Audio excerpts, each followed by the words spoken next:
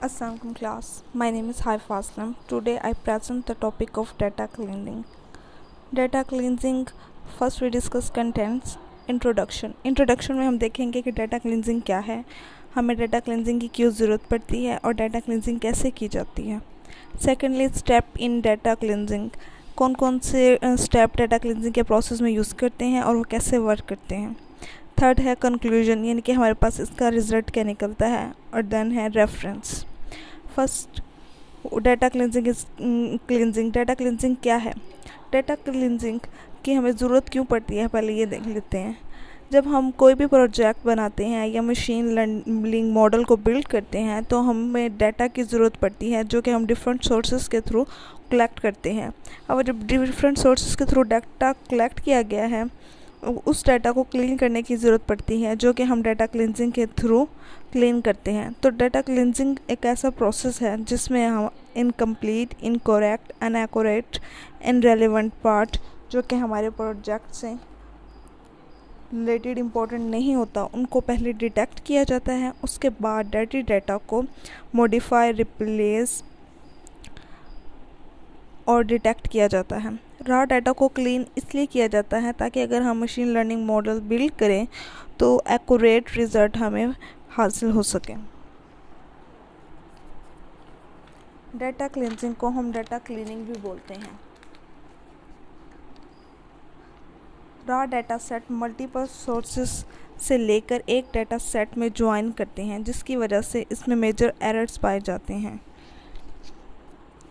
Data cleansing is the subset of data pre processing, यानी दूसरे लफ्ज़ों में हम डाटा क्लिनजिंग का मतलब ऐसा डाटा जिसको प्रोसेस किया जाए फॉर डाटा एनालिसिस के लिए। डाटा क्लिनजिंग बहुत इंपॉर्टेंट पार्ट होता है डाटा से वैल्यूएबल साइट फाइंड आउट करने के लिए। डाटा क्लिनजिंग एक सिंगल सेट ऑफ रिकॉर्ड या फिर मल्टीपल सेट ऑफ रिकॉर्ड के दरम्यान अकर होता है ताकि उन्हें मर्ज किया जाए और वो इकट्ठे मिलकर वर्क कर सके। डाटा क्लिनजिंग टाइपोज और स्पेलिंग एरर्स को करेक्ट करता है और ऐसे रिकॉर्ड या सेल जिनकी वैल्यू इनकम्प्लीट या मिसिंग हो उनके एंटिटीज़ को कंप्लीट करता है। डाटा क्लिनजिंग में कम्प्लेक्स ऑपरेशन कंप्यूटर प्रोग्राम के थ्रू परफॉर्म किए जाते हैं।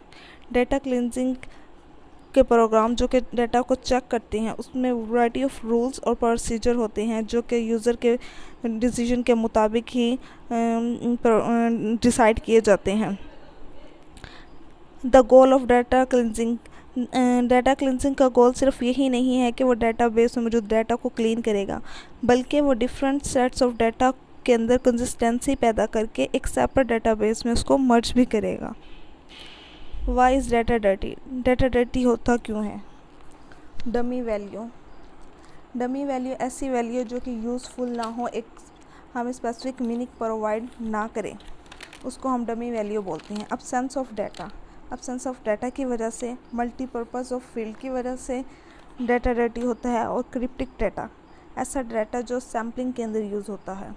In appropriate use of address lining की वजह से, वायलेशन ऑफ बिजनेस रूल्स की वजह से, बिजनेस रूल्स की खिलाफ वर्जी की वजह से डाटा डर्टी होता है। और non unique identify, reuse primary की का बार बार इस्तेमाल करने की वजह से और ऐसे की वजह से जिसको आइडेंटिफाई ना किया जाए। एंड देन डाटा इंटीग्रेशन की प्रॉब्लम की वजह से भी डाटा डर्टी होता है। स्टेप इन डाटा क्लिनजिंग के अंदर कौन कौन से स्टेप होते हैं। Parsing first, second correcting, third standardising, fourth matching and fifth considerating. First we discuss parsing.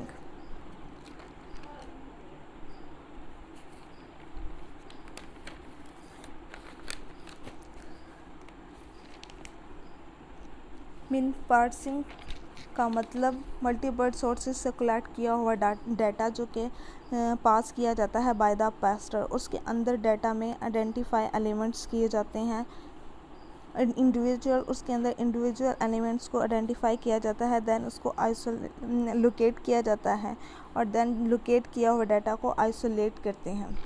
Isolate मतलब सोर्स डाटा में हम कोई भी यूज़र अपना नाम देता है तो उसको हम फर्स्ट नेम को सेपरेट करके लिखेंगे, मिडिल को सेपरेट और लास्ट को सेपरेटली लिखेंगे टारगेट फाइल के अंदर। इस टेबल की मदद से देखते हैं। इन्होंने सोर्स फाइल के अंदर कंप्लीट इन्फॉर्मेशन दी है एक पैराग्राफ की शक्ल में, लेकिन हम वही डाटा टारगेट फाइल में स्पेसिफाई करके लिखेंगे कि फ़र्स्ट नेम बेथीन है, मिडिल नेम क्रिस्टाइन है, लास्ट नेम पार्कर है। इस तरह से हर चीज़ को अलग अलग डिफ़ाइन आइसोलेट करके हम इसको डिफ़ाइन करेंगे टारगेट फाइल के अंदर। सेकंड में आती है करेक्टिंग। सम टाइम करेक्टिंग में हमने एनडी बेस्ड एड्रेसेस डेटाबेस में डाले होते हैं या रॉक एड्रेस डाले होते हैं, तो करेक्टिंग में उसकी जगह हम डाटा एल्गोरिथम लगाते हैं ताकि जो इनवैलिड एड्रेसेस को हम रिप्लेस कर सके ज़िप कोड के अंदर, और ताकि वो हमें करेक्ट इंफॉर्मेशन प्रोवाइड कर सके और डाटा में कंसिस्टेंसी रहे। करेक्टिंग में हम डाटा एल्गोरिथम लगाते हैं ऑल इंडिविजुअल डाटा लिमिट में। टेबल की मदद से देखते हैं कि हमने इसमें लास्ट में ज़िप और ज़िप+4 का एडिशन किया है, क्योंकि हम इसमें डाटा एल्गोरिथम लगाते हैं और इनवैलिड करेक्टिंग में एल्गोरिथम लगाते हैं और ज़िप कोड को रिप्लेस करते हैं इनवैलिड डाटा एड्रेसेस के through. Third is standardising. Standardising जो है कन्वर्जन रूटीन को ट्रांसफ़र करता है प्रेफर्ड फॉर्म में, ताकि बहुत स्टैंडर्ड और कस्टम बिजनेस रूल्स को यूज़ करते हुए। मतलब डाटा जो हम डिफरेंट सोर्सेज से कलेक्ट करते हैं वो ज़रूरी नहीं है हमेशा एक ही फॉर्म में पाया जाए, यानी कि सेम ही कंसिस्टेंसी हो। कभी कभी डाटा को मीटर में मेजर किया जाता है, कभी सेंटीमीटर में, कभी इंचेस में। तो इन सब मेजरमेंट का इफ़ेक्ट फाइनल रिज़ल्ट पे पड़ता है। तो इसलिए हमें डाटा आइटम्स को स्टैंडर्डाइज करने की ज़रूरत होती है ताकि एक बम कंसिस्टेंट फॉर्म में डाटा हम हासिल कर सकें और आगे जाके उसमें कंसिस्टेंसी रह सके। अब इस टेबल के थ्रू हमने स्टैंडर्डाइजिंग को देखेंगे कि हमने जो फर्स्ट नेम था बेथ, उसको हमने एक स्टैंडर्ड दे दिया है, मिस का प्री नेम कर दिया करेक्ट डाटा के सेकंड टेबल में, इसको स्टैंडर्डाइज किया। देन हमने इसके टाइटल में, यानी कि टाइटल में उन्होंने बताया था SLC, हमें नहीं पता ये क्या है SLS, तो इसमें उन्होंने एक टाइटल दे दिया कि ये सेल्समैन है। देन इन्होंने स्टेट का कहा है कि साउथ बल्टर का डॉलर है, इसको स्टैंडर्डाइज किया है। फोर्थ है मैचिंग। मैचिंग में हमने जो भी डुप्लीकेट रिकॉर्ड होते हैं जिनमें रेडेंसी पाई जाती है, उनको हम प्रीवियस जितने भी प्रोसेसेस हैं उनके साथ मैच करते हैं, यानी कि with in the parsing data के साथ हम मैच करेंगे, करेक्टिंग डाटा के साथ और स्टैंडर्डाइज डाटा के साथ मैच करेंगे। और अगर उनमें डुप्लीकेशन पाई जाएगी, यानी कि एक रिकॉर्ड में सेम नेम डबल टाइम है, तो हम एक को रिमूव कर देंगे और एक को उसके अंदर ऐड कर लेंगे ताकि उसके अंदर से रिडंडेंसी रिमूव हो जाए। अगर रिडंडेंसी या डुप्लीकेशन बढ़ती है तो स्टोरेज कॉस्ट भी बढ़ जाती है, जिसकी वजह से हमें डिसएडवांटेज होता है। अब इस टेबल में हमने देखा है कि इन्होंने हर किसी के साथ मैचिंग किया, जो बिज़नेस नेम है वो सब एग्जैक्ट है, but last one is very close है। स्ट्रीट भी इसी तरह से मैच किया गया है, बेस्ट टाइप है, कस्टमर की आईडी देखी गई है कि एग्जैक्ट ही है, कुछ ब्लैंक है, कुछ वेरी क्लोज है, सिटी सब एग्जैक्ट है, वेंडर कोड एग्जैक्ट है, पार्टनर ए और ए बी है, पार्टनर आईडी भी सबकी चेंज ही है। अब मैचिंग का जो सोर्स डाटा था उसको हमने करेक्ट डाटा सोर्स सेकंड में देखेंगे कि इसमें हमने क्या चेंजिंग की है। हमने इसका फर्स्ट नेम ऐड किया है एलिज़ाबेथ और लास्ट नेम किया है पार्कर लेवियस, एंड लास्ट में हमने फ़ोन नंबर और फैक्स नंबर को इसमें ऐड किया है। अब हम देखेंगे कंसोलिडेटिंग में मतलब हमारे पास कई बार बहुत सारे रिकॉर्ड्स होते हैं जो आपस में कुछ रिलेशन शेयर करते हैं, तो हम उन रिलेशन को रिप्रेजेंट कर सकते हैं by one table, by one relation, by one entity represent कर सकते हैं, by one unit, by one relationship के रिकॉर्ड को रिप्रेजेंट कर सकते हैं और उनको कंसिडरेट कर सकते हैं इनटू अ वन फॉर्म। तो अब ये टेबल में हमने यही किया है कि जो सोर्स डाटा वन फॉर्म था और सोर्स डाटा सेकंड, इन दोनों को हमने मर्ज करके एक सिंगल फॉर्म में, एक सिंगल यूनिट में हमने टेबल में रिप्रेजेंट किया है। उन सब का मर्ज करके हमने फाइनल रिजल्ट एक टेबल की ज़रूरत में फाइंड आउट किया है।